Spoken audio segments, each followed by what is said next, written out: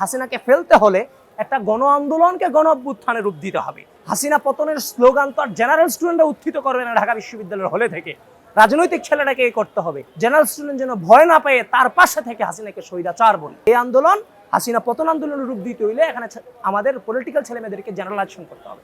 যখন সে রাজাকার বললো, আর একটা স্লোগান আমাদের ছেলেমেয়েরা জুড়ে দিল, ছাত্রদলের ছেলেরা, কে বলেছে স্বৈরাচার স্বৈরাচার। যেই স্বৈরাচার শব্দ গোটা বাংলাদেশে এক রাতের ভিতরে লুফে নিয়েছে এবং ঢাকা বিশ্ববিদ্যালয়ের মাটি থেকে গোটা বাংলাদেশে হাসিনাকে স্বৈরাচার শব্দে প্রতিষ্ঠিত করেছে এবং আন্দোলন গোটা বাংলাদেশে ছড়িয়ে গিয়েছে। 2018 সালে যখন কোটা সংস্কার আন্দোলনে আমি অংশগ্রহণ করেছি, তখন আমার তেমন সিদ্ধান্ত নেওয়ার অভিজ্ঞতা ছিল না।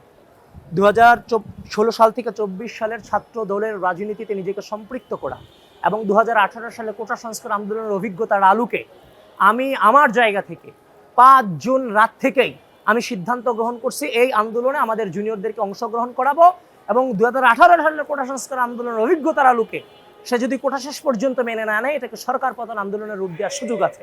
কারণ হাসিনাকে ফেলতে হলে একটা গণ আন্দোলনকে গণ অভ্যুত্থানে রূপ দিতে হবে। এই মুহূর্তে সেটা মুখ্যম সময় এবং সেই টার্গেটে ঢাকা বিশ্ববিদ্যালয়ের ছাত্র দলের জেনারেল স্টুডেন্ট, ঢাকা বিশ্ববিদ্যালয়ের ছাত্র দলের জুনিয়র লেভেলটাকে আমরা এই আন্দোলনে জেনারেলাইজেশন করছি, যেন ওই মুহূর্তটা যখন আসবে হাসিনা পতনের স্লোগান তো আর জেনারেল স্টুডেন্টরা উত্থিত করবে না ঢাকা বিশ্ববিদ্যালয়ের হলে থেকে, রাজনৈতিক ছেলেটাকে করতে হবে। সুতরাং আমাদের রাজনৈতিক ছেলেমেয়েরা যেন জেনারেল স্টুডেন্টের সাথে মিশে গিয়ে এমনভাবে মিশে যায়, ওই মুহূর্তে যখন স্লোগান ধরে জেনারেল স্টুডেন্ট যেন ভয় না পেয়ে তার পাশে থেকে হাসিনাকে স্বৈরাচার বলে।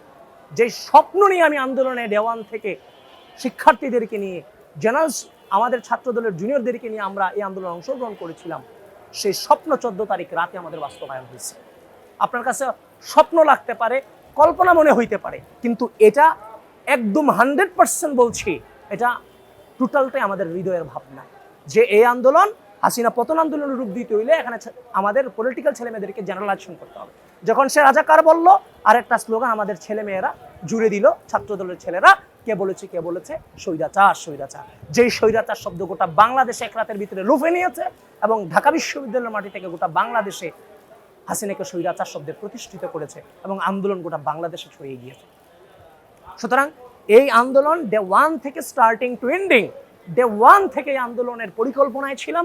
হয়তোবা সামনের সারির যারা সমন্বয় ছিল এক টেবিলে বিভিন্ন মতের থাকলেও এই ধরনের চিন্তা ভাবনা করার সুযোগ তাদের নাই এবং তাদের যে টার্গেট, এই টার্গেট আমাদের না। সুতরাং আমাদের সফলতা ওইখানেই যেদিন হাসিনা পড়বে। সুতরাং তাদের সাথে গিয়ে আমি মিটিং করে তো হাসিনাকে ফেলতে পারবো না।